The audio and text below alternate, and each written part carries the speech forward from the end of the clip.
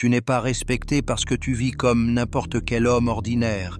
Tu marches, tu parles, tu agis comme tout le monde, en attendant que le respect te tombe du ciel comme une aumône. Mais le respect ne se donne jamais. Il se mérite. Les Templiers le savaient. Ils étaient craints et honorés, non pour leurs beaux habits ou leurs discours creux, mais pour leur discipline glaciale, leur honneur inébranlable et l'acier dans leur regard. Ils ne demandaient rien, ils imposaient leur présence. Le respect qu'ils recevaient venait du sang versé à l'entraînement, de la dureté de leur choix et de la clarté de leur but. Et toi, combien de temps encore te contenteras-tu d'être un visage de plus dans la foule? Aujourd'hui, les gens confondent respect et applaudissements bon marché, likes sur les réseaux sociaux, illusion de popularité. Ils pensent qu'être remarqué équivaut à être respecté. Mais c'est le plus grand mensonge de notre époque.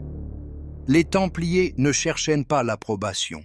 Ils n'avaient besoin d'aucune ovation, seulement de la certitude que leur discipline et leur loyauté ne pouvaient être remises en question. Le respect ne venait pas des sourires fins, mais du lourd silence qui tombait quand ils entraient dans une pièce. Toi, au contraire, tu passes tes journées à vouloir plaire, à t'expliquer, à te justifier, vivant esclave de l'opinion des autres. Pendant ce temps, ta vie t'échappe. Le respect que tu désires ne naîtra jamais d'une telle faiblesse. Aucun homme ne peut exiger le respect s'il ne maîtrise pas son propre corps. Les Templiers connaissaient cette vérité absolue. Ils ne se fiaient pas aux mots, mais aux preuves, muscles forgés dans la rigueur, endurance bâtie par les batailles et le jeûne, posture droite qui parlait plus fort que n'importe quel discours. Le corps était la première forteresse, le mur qui proclamait la discipline avant même qu'un mot ne soit prononcé. Regarde autour de toi. La plupart des hommes modernes se sont rendus à la faiblesse. Ils se couchent tard, mangent en esclaves du plaisir immédiat, s'entraînent un jour pour abandonner le lendemain.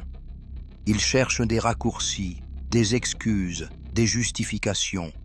Ils ne voient pas que chaque kilo en trop, chaque épaule affaissée, chaque regard vide est une confession publique. Ils ne se gouvernent pas eux-mêmes. Et un homme qui ne se gouverne pas ne suscitera jamais le respect. Les Templiers s'entraînaient chaque jour, non par vanité, mais pour survivre.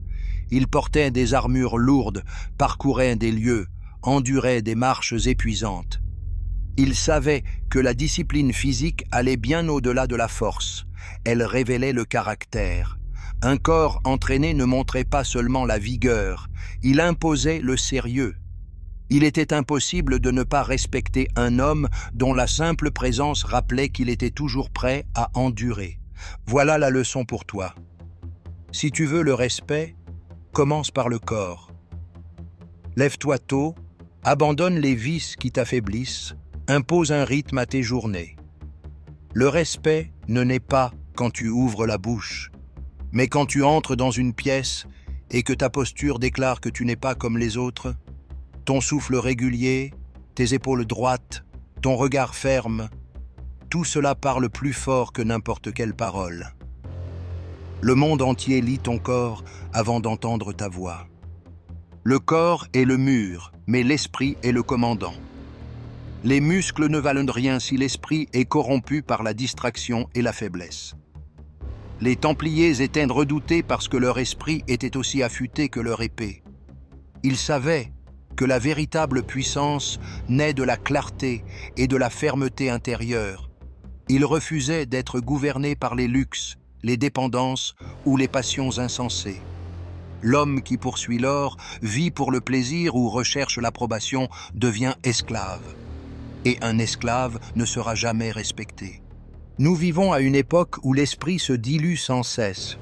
Chaque notification, chaque flot de divertissement, chaque indulgence vide lui vole un peu de force. Des hommes incapables de rester 5 minutes en silence réclament le respect, mais ils ne sont que des marionnettes tirées par tout ce qui les entoure. Le Templier, lui, cultivait l'austérité, jeûne de parole, jeûne de distraction, jeune de vanité. Son esprit ne se consumait pas dans la vie des autres, il restait ancré dans son but. Le respect n'est pas qu'une question de force physique. C'est cette aura de fermeté qui émane d'un homme qu'on ne peut ni acheter, ni corrompre, ni distraire par des futilités.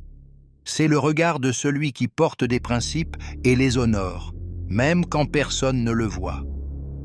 L'homme austère n'a pas besoin d'élever la voix. Son silence pèse plus lourd que 1000 cris. Et toi ? Combien de temps perds-tu à nourrir ton esprit de futilité ? Combien de minutes de ta journée sont offertes à des distractions qui ne t'apportent rien ? Le respect exige la clarté d'esprit, et la clarté naît de la discipline qui consiste à refuser le superflu. Le véritable homme ne se noie pas dans l'excès, il tranche, il n'accumule pas, il choisit, il ne s'éparpille pas, il se concentre. Comme les Templiers, tu dois apprendre à vivre avec moins pour devenir davantage. La discipline du corps inspire le respect. L'austérité de l'esprit construit l'autorité. Mais c'est le code d'honneur qui distingue les hommes ordinaires des hommes mémorables. Les Templiers savaient qu'une épée sans parole n'était qu'un morceau de fer. Ils étaient redoutés parce que leur parole faisait loi, et leur honneur n'était pas négociable. Un Templier pouvait tout perdre, sa richesse, ses terres, même sa vie, mais jamais sa parole. C'est cela qui le rendait plus dangereux et plus respecté que n'importe quelle arme. L'homme qui ment, qui promet puis trahit, qui dit une chose aujourd'hui et son contraire demain, creuse sa propre tombe de mépris. Personne ne fait confiance à celui qui parle beaucoup et agit peu. Personne ne respecte celui qui fuit l'engagement. Le respect naît de la cohérence. Quand ta bouche déclare et que tes actes confirment, quand tes gestes, même silencieux, parlent plus fort que tes discours. Dans notre société, les gens se vendent à bas prix. Ils rompent leurs accords par commodité, changent d'opinion pour plaire, cèdent à la pression pour éviter le rejet. Le résultat est prévisible. Personne ne les respecte. Ils sont comme des feuilles emportées par le vent. Le respect exige la fermeté, et la fermeté naît d'un code d'honneur qu'on ne négocie jamais. Le Templier savait que chaque acte, même le plus petit, portait sa signature. Et toi, quelle signature laisse ta vie aux yeux des autres ? Tes engagements ont-ils du poids ou tes paroles s'évaporent-elles dans l'air ? Si tu veux être respecté, vis de manière à ce que ta parole soit plus solide que la pierre. L'honneur est la fondation invisible de ta réputation. Sans lui, rien ne tient. Le 4e pilier de la philosophie templière était le silence. Pas le silence de la peur, mais celui qui est stratégique, dense, maîtrisé. L'homme qui parle trop expose ses faiblesses, révèle ses plans et banalise sa présence. Le Templier savait que chaque mot devait avoir du poids, chaque phrase une raison d'être. Il ne mendiait pas l'attention. Sa force se sentait dans l'espace entre ses mots. Nous vivons à une époque où chacun veut être entendu à tout prix. Chaque opinion est jetée comme une pièce sans valeur, chaque pensée doit être publiée, chaque secret échangé contre quelques secondes d'attention. Et au final, plus ils parlent, moins on les prend au sérieux. La parole excessive est la marque de la faiblesse. Le silence, au contraire, est le sceau de l'autorité.